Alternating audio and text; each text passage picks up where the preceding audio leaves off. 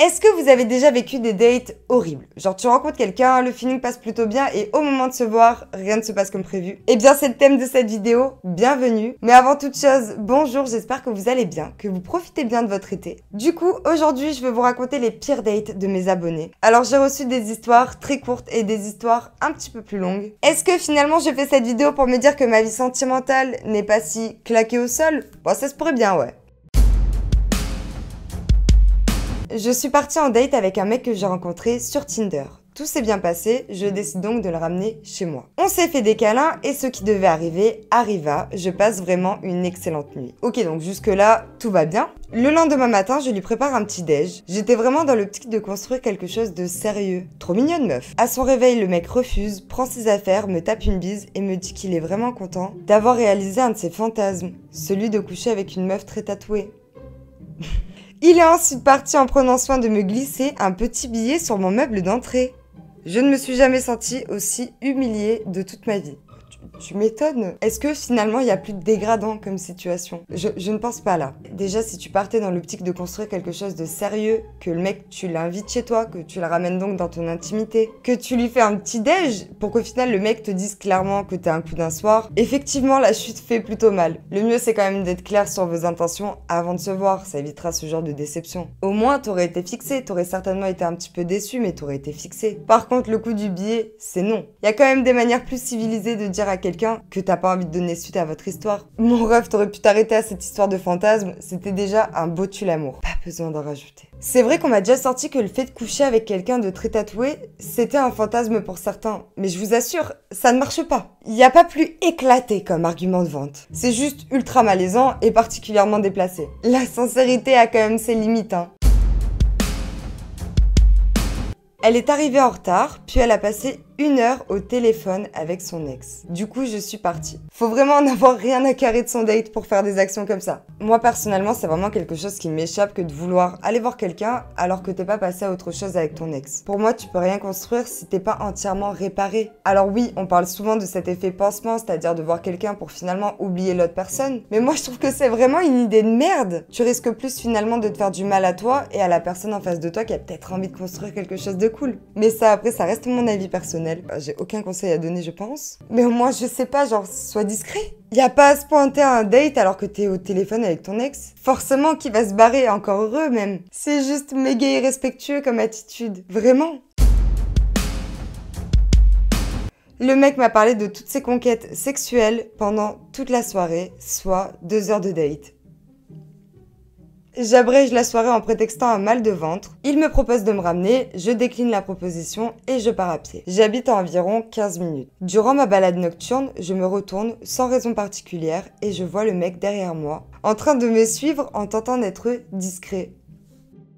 J'ai gardé mon calme et à l'intersection, je me suis mise à courir. Heureusement, j'étais juste à côté de mon immeuble. J'ai eu la peur de ma vie et en rentrant, je l'ai bloqué de partout. Écoutez les gars, cette vidéo est en train de prendre un tout autre tournant. On repart sur un thread d'horreur là, c'est pas possible. T'es un petit peu tombé sur un remake de Ted Bundy, j'ai envie de te dire. Bon les mecs, soyons clairs. Étaler son palmarès sexuel, surtout au premier rendez-vous, n'a jamais fait fantasmer aucune femme. Hein. Et je vous vois derrière vos écrans à vous dire que c'est logique. Je vous assure, ça arrive très souvent. Mais alors, suivre une femme qui essaie de te fuir, c'est non. Surtout si elle décline ta proposition. Déjà parce que rentrer seule la nuit pour une femme, c'est vraiment pas rassurant. Mais c'est surtout que tu passes pour un vrai psychopathe. Même si ça part d'une bonne intention, le non, c'est non. Ça me fait d'ailleurs penser à une de mes histoires. En gros, il y a quelques temps, j'ai rencontré un mec en soirée. Il était mimes, on a commencé à parler et rapidement, je me suis rendu compte qu'il y avait aucun feeling. Et en plus de ça, j'ai appris que le mec était en couple et qu'il avait, comme qui dirait, oublié de me le préciser. Et le mec forçait de plus en plus pour me voir et forcément, c'était non. Et il a commencé à me faire des bails sombres du style « Je débarque sur ton lieu de travail parce que tu réponds pas à mes messages. » Et en gros, à cette époque, je laissais ma géolocalisation activée sur Snap parce que j'avais vraiment que mes proches et ce mec qui était un petit peu chelou, mais qui avait l'air totalement inoffensif. Puis un soir, il me propose de venir me voir pour la énième fois. Et forcément, c'est non, ça n'a pas bougé. Et 1 heure plus tard, j'entends des bruits de pas sous la fenêtre de ma chambre. Donc tu l'auras compris, le mec m'a localisé. Et pour ceux qui connaissent pas trop Snap, en fait, je peux pas avoir l'adresse exacte de la personne. En fait, t'as juste le petit chemin à suivre. De ton emoji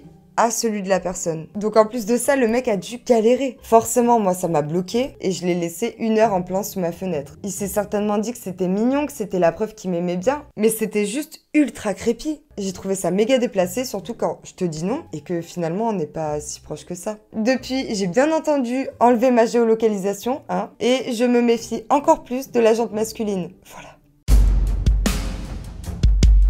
J'ai rencontré un jeune homme sur Tinder, le feeling passait bien. 1 semaine plus tard, on décide de se voir en vrai, je me suis mise en bombe. On se retrouve dans un bar, tout se passe bien, mais j'étais très intimidée. Donc j'ai bu plusieurs verres, histoire de me détendre un peu. Je suis pas certaine de ton idée là. Sauf que je précise, je ne bois jamais, donc je ne tiens pas du tout l'alcool. Je sens vraiment le pire arriver là. Au bout d'1 heure de date, je suis complètement bourrée.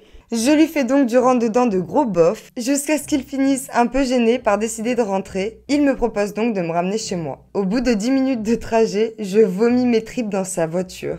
Je n'ai plus jamais eu de nouvelles de sa part. Ton histoire est si tragique, ça me termine. Bon, maintenant tu sais que se donner du courage avec de l'alcool pour un premier date, c'est une belle idée de merde. Et en vrai, c'est même plutôt dangereux parce que finalement, la personne, tu la connais pas. Imagine qu'il ait de mauvaises intentions. Heureusement que t'es tombé sur un mec même pas bien, genre juste normal, parce que ça aurait pu vraiment dégénérer. Bon, heureusement, ça se finit bien, maintenant vaut mieux en rire qu'en pleurer. Je pensais rencontrer un mec charmant, en place dans sa vie, et je me suis retrouvée en date avec un Lacoste TN et 3 de ses potes à partager un kebab à 5. Après, tu sais, les mecs Lacoste TN, comme tu les appelles, ça plaît à plein de femmes. Mais si en l'occurrence, tu t'attendais pas à ça, c'est qu'il y a eu une petite erreur sur la marchandise quand même. Hein. Arrêtez de mentir sur vos CV, s'il vous plaît. Soyez honnête, ça vous évitera de vous retrouver dans ce genre de situation. Puis au moins, tu rencontreras quelqu'un qui te correspond vraiment. Par contre, ramener ses potes en date, bah non, on est où là? C'est juste horrible pour une meuf, imagine le malaise. Et encore, meuf, t'es brave, hein. T'es restée jusqu'au kebab. Moi, j'aurais tapé un demi-tour direct.